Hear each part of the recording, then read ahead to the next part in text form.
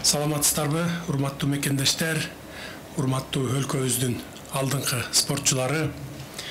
Бүгүн биз Кыргыз Республикасынын кыз келиндер күрөшү боюнча улуттук курама командасы үчүн спорт залдын курулушун баштап, анын пайдубалын түптөп отурабыз. Кыргызстандын тарыхында кыз келиндер күрөшүнүн түптөлүшү 2000-жылдарга туура келет экен. Бул дагы тарыхта кала турган өзүнчө бир дата. Жараткан тартуулаган назиктикти алып жүргөн айымдар үчүн жеңил болбогон спорттун бул түрү менен машыгып, ийгилик жараткан даңктуу кыздарыбыздын аттары эч качан унутулбайт.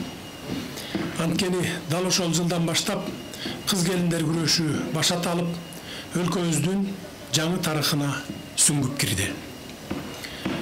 20 жылдын ичинде балбан кыздарыбыз кыз келиндер күрөшү боюнча көптөгөн эл аралык мелдештерде Кыргызстандын намысын коргоп келишти.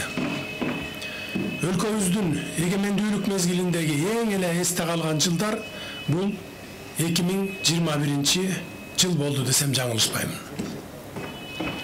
Анткени балбан кыздарыбыз Айсулуу Тыныбекова, Мээрим Жуманазарова, Айпери Медет кызы Токиодогу Олимпиада оюндарында, Норвегиянын Осло шаарында болуп өткөн дүйнө чемпионатында Кыргызстандын кыз келиндер күрөшүнө ары сыймыктуу, ары унутулгус жаңылык киргизишти.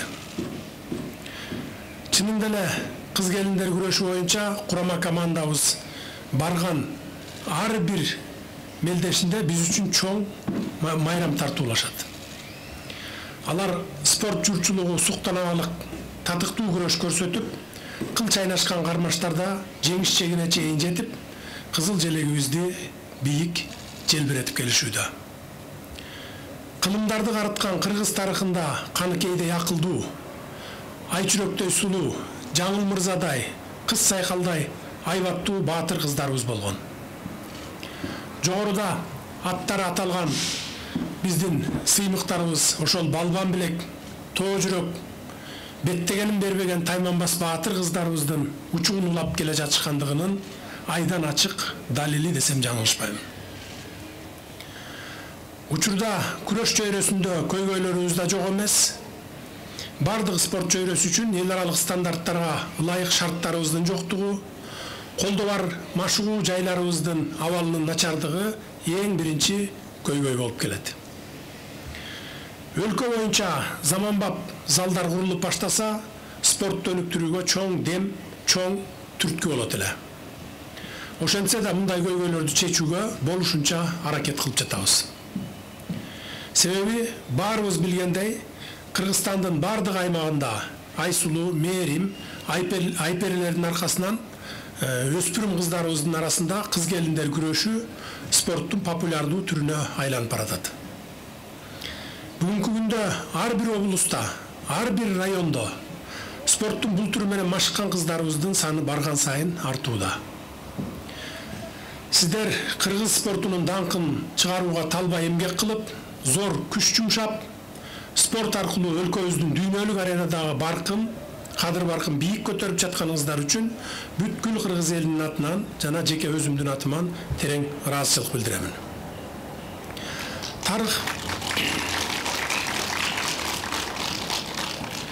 Тарых далай ирет тастыктап келгендей, эң кыйын, эң оор шарттарда бүт кыйынчылыктарга аялдар гана түтөт.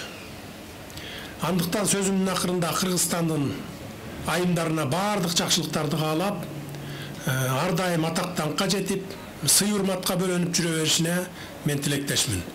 Ал эми биздин бүгүнкү баатыр кыздарыбызга айтарым, артыңыздардан өзүңүздөрдөн да өтүп баатыр чыга турган кыздарыбызды тарбиялап бериңиздер. Бар болуңуздар.